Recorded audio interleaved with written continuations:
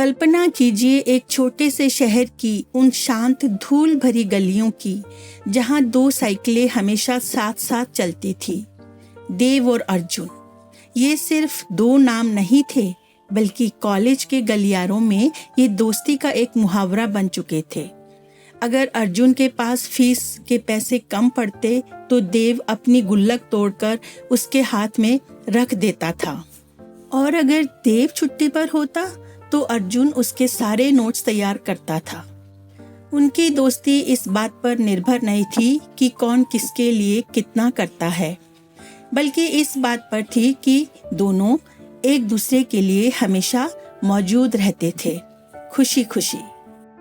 College के आखिरी साल की वह शाम, नदी किनारे घाट की सीढ़ियों पर दोनों दोस्त बैठे हुए थे। आसमान में नारंगी, गुलाबी और बैंगनी रंगों का कोलाज बन रहा था। मंद मंद हवा बह रही थी और घाट पर खड़ी नावें पानी में हिचकोले खा रही थी। अर्जुन ने एक पत्थर उठाया और पानी में फेंका, जिससे पानी की सतह पर लहरें बन गईं। अर्जुन ने दूर क्षितिज को देखते हुए कहा, देव, देख भाई, शहर की सबसे बड़ी कंपनी मल्टीटेक कैंपस प्लेसमेंट के लिए आ रही है। सुना है पैकेज लाखों में है। जिंदगी बदल जाएगी। देव ने उसके कंधे पर हाथ रखा। उसकी आंखों में चमक थी। पैकेज जो भी हो अर्जुन, हम दोनों साथ साथ होंगे।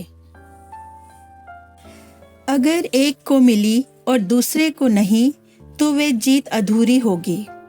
याद है ना हमारा वादा? दोनों ने एक दूसरे की मुट्ठी पर मुक्का मारा और एक स्वर में कहा, जो होगा साथ होगा, जीतेंगे तो साथ, हारेंगे तो साथ।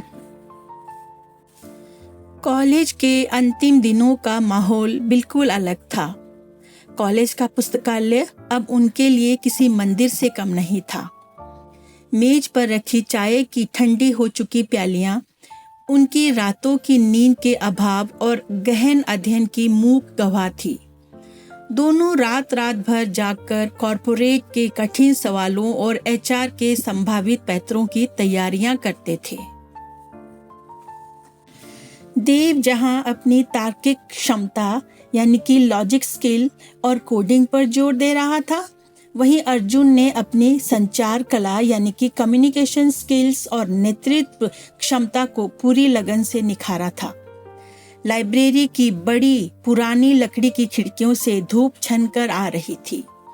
बाहर कॉलेज के लॉन में बाकी छात्र मौज मस्ती कर रहे थे, गिटार बजा रहे थे, लेकिन इन दोनों की नजरें सिर्फ मल्टीटेक के ब्रोशर और मोटी किताबों पर थी।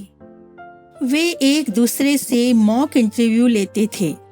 अर्जुन अक्सर देव से पूछता, अगर तुमसे पूछा जाए कि टीम में सबसे कमजोर कड़ी कौन है तो तुम क्या कहोगे? देव का सीधा सा जवाब होता, मैं हमेशा टीम की ताकत पर ध्यान देता हूँ, न कि कमजोरियों पर। पूरे कैंपस में मल्टीटेक को लेके एक अजीब सी खामोशी और प्रतिस्पर्धा का माहौल था। हर कोई एक दूसरे को शक की नजर से देख रहा था, लेकिन देव और अर्जुन की दोस्ती इस दीवार से परे थी। वे अपनी इस साझा सफलता के सपने को सच करने के लिए जी जान से जुटे थे। इंटरव्यू का दिन आ गया। सेमिनार हॉल एक कॉरपोरेट दफ्तर में बदल चुका था। सैकड़ों उम्मीदवार छट चुके थे। हॉल के बाहर का वातावरण भारी था। कोई अपनी फाइलें पलट रहा था तो कोई बुदबुदा रहा था। अंत में सिर्फ 2 कुर्सियां बची थीं और 2 दोस्त। उन्हें एक साथ केबिन के अंदर बुलाया गया। केबिन के अंदर की हवा इतनी ठंडी थी कि रीढ़ की हड्डी में सिहरन दौड़ जाए। एसी चलने की मंद आवाज और कमरे में छाई पिन ड्रॉप साइलेंस माहौल को और भारी बना रही थी। मेज के उस पार बैठे एचआर अधिकारी मिस्टर खन्ना अपने सुनहरे फ्रेम वाले चश्मे को उतारकर उन्हें घूर रहे थे। उनकी आंखों में एक पैनी चमक थी जो सीधे आत्मा तक देख लेना चाहती थी। मिस्टर खन्ना की आवाज गूंजी। आप दोनों का रिकॉर्ड शानदार है, लेकिन हमारी कंपनी की एक पॉलिसी है, हम काबिलियत से ज्यादा किरदार को तौलते हैं। अचानक मिस्टर खन्ना ने एक जाल फेंका। उन्होंने कहा, देखो, वैकेंसी सिर्फ एक है। तुम दोनों जिगरी दोस्त हो, लेकिन बिजनेस की दुनिया में कोई किसी का नहीं होता। मिस्टर खन्ना मेज पर आगे की ओर झुके और उन्होंने दोनों उम्मीदवारों के सामने सीधे तौर पर 2 सवाल रखे। पहला सवाल, अर्जुन, मैं तुम्हें क्यों चुनूं? अपने दोस्त देव की कोई एक ऐसी कमजोरी बताओ जो साबित करे कि वह इस नौकरी के लायक नहीं है और तुम हो। दूसरा सवाल, देव, यदि तुम्हारा दोस्त किसी मुश्किल में हो तो क्या तुम अपनी सफलता के लिए उसे पीछे छोड़ सकते हो? कमरे में सन्नाटा ऐसा था कि घड़ी की टिक टिक भी हथौड़े जैसी लग रही थी। देव ने मन ही मन सोचा, अर्जुन मना कर देगा, वह कहेगा कि हम दोनों ही काबिल हैं। अर्जुन एक पल के लिए झिझका। उसके माथे पर पसीने की बारीक बूंदें चमक रही थी। उसने देव की तरफ देखा जो उम्मीद भरी नजरों से उसे देख रहा था। फिर अर्जुन ने अपनी नजरें चुरा ली। उसके दिमाग में बड़ी बड़ी इमारतें, चमचमाती गाड़ियां और रुतबा घूमने लगा। वह बोला, सर, सच तो यह है कि देव मेरा दोस्त है, पर प्रोफेशनल लेवल पर इसमें एक कमी है। यह प्रेशर नहीं झेल सकता है। पिछले सेमेस्टर के प्रोजेक्ट में जब डेडलाइन आई थी तो ये घबरा गया था। कंपनी को एक ऐसा लीडर चाहिए जिसके हाथ मुश्किल वक्त में ना कांपे, और वो लीडर मैं हूँ। देव की दुनिया जैसे ठहर गई। उसकी आंखें फटी की फटी रह गई। चेहरा पीला पड़ गया और होंठ कांपने लगे। उसे लगा जैसे उसके कान बज रहे हों। जिस दोस्त के लिए उसने कई रातें जाग के निकाली थी, वही आज उसे सीढ़ी बनाकर ऊपर चढ़ना चाहता था। मिस्टर खन्ना ने अब देव की तरफ देखा। देव, तुम्हारे पास मौका है। क्या तुम अर्जुन के बारे में कुछ कहना चाहोगे? देव के पास अर्जुन की 10 कमियां गिनाने का मौका था, लेकिन उसने अपनी नजरें नीची कर ली। वह कुछ नहीं बोला। उसे लगा कि वह अपनी यारी की कुर्बानी दे रहा है। मिस्टर खन्ना ने फाइल बंद की और कहा, इंटरव्यू खत्म हुआ। आप दोनों बाहर जाकर नतीजे का इंतजार कीजिए। बाहर आते ही देव ने अर्जुन का हाथ कसकर पकड़ लिया। उसकी आवाज में एक ऐसा दर्द था जो सीधे कलेजे को चीर रहा था। अर्जुन, ये क्या था? तूने झूठ क्यों बोला? प्रोजेक्ट में मैं नहीं, तू नर्वस था और मैंने तेरी मदद की थी। जिस प्रोजेक्ट का तूने हवाला दिया, उसके सभी कोड मैंने ही ठीक किए थे। तूने मेरे विश्वास का ऐसा बदला दिया? तुझे एक नौकरी के लिए अपने ही दोस्त की पीठ में छुरा घोंपना पड़ा। अर्जुन ने अपना हाथ झटक दिया, मानो वे देव को कोई रुकावट समझ रहा हो। उसने अपनी घड़ी देखी, ब्लेजर को ठीक किया, और उसकी आवाज में अब पुरानी यारी की जगह एक अजीब सा रूखापन और अहंकार था। भाई, इमोशन से घर नहीं चलता, अर्जुन ने बड़ी बेरुखी से कहा। यह प्रोफेशनल दुनिया है। यहाँ या तो तुम शिकारी बनते हो या शिकार। मुझे बुरा बनने का शौक नहीं है, पर मुझे ये नौकरी चाहिए थी। और तू तो चुप रहकर महान बन रहा था ना। देख लेना, दुनिया झुकने वालों को कुचल देती है। जो आगे बढ़ना जानता है वह किसी का मोहताज नहीं रहता। देव ने एक गहरी सांस ली। उसने अपनी आंखों के कोनों से आंसू पोंछे और अपने जज्बातों को काबू में करते हुए शांत किंतु दृढ़ स्वर में बोला, अर्जुन, जो दोस्त मुसीबत में सीढ़ी बनने के बजाय तुम्हें कुचल कर ऊपर चढ़ जाए, वह सफल तो हो सकता है पर इंसान नहीं रह जाता। और मैं भी बेवकूफ था जो उस समय चुप रहा। मुझे अपनी काबिलियत के लिए बोलना चाहिए था। तेरी कमियों के लिए नहीं।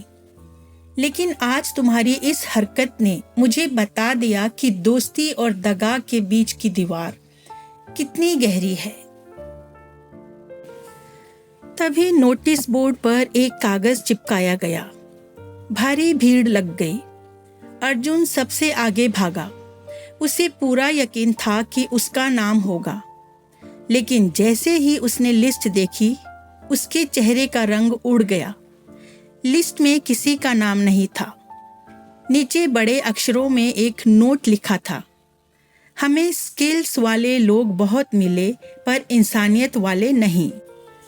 जो व्यक्ति अपने सबसे पुराने साथी की पीठ में छुरा घोंप सकता है, वह अपनी कंपनी के राज भी बेच सकता है। और जो व्यक्ति गलत के खिलाफ अपना हक नहीं मांग सकता और चुपचाप बैठा रहता है, वह लीडर बनने के काबिल नहीं है।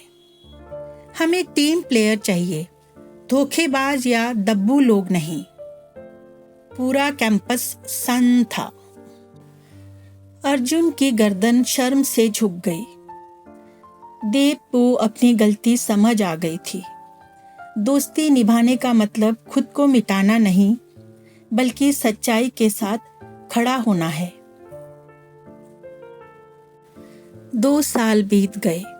2 साल का वो कठिन सफर, जिसमें अनगिनत रातें बिना सोए गुजरी थी। कई बार असफलता का कड़वा स्वाद चखना पड़ा था और लोगों के ताने भी सुनने पड़े थे। लेकिन आज वही देव और अर्जुन एक साथ एक बड़े और शानदार ऑफिस के कैबिन में बैठे थे। इस बार वे किसी के कर्मचारी नहीं, बल्कि अपनी खुद की कंपनी के मालिक हैं। उस दिन की हार और उस संघर्ष के दौर ने उन्हें एक बहुत बड़ा और महत्वपूर्ण सबक दिया था। केबिन में बड़ी बड़ी खिड़कियों से धूप छन कर आ रही थी। मेज पर रखी चाय की प्यालियां और बिखरे हुए कागजात उनके काम की गहराई को बयां कर रहे थे। अर्जुन ने देव की तरफ एक फाइल बढ़ाई और मुस्कुरा कर कहा, देव, याद है ना हमारा नियम? देव ने अपनी नजरें कंप्यूटर स्क्रीन से हटाई, मुस्कुराया और सिर हिलाया। उनके ऑफिस के मुख्य द्वार पर सुनहरे अक्षरों में एक वाक्य चमक रहा था, जो हर कर्मचारी और आगंतुक को प्रेरित करता था। यहाँ हम एक दूसरे को गिरा कर नहीं, एक दूसरे का हाथ थामकर ऊंचाइयों को छूते हैं। ये सिर्फ एक वाक्य नहीं, बल्कि उनके पिछले 2 सालों का निचोड़ था। जब उन्होंने अपनी पुरानी नौकरी छोड़ी थी, तो कई लोगों ने कहा था कि 2 दोस्तों की साझेदारी ज्यादा दिन नहीं चलती, पर उन्होंने हर चुनौती का डट कर सामना किया था।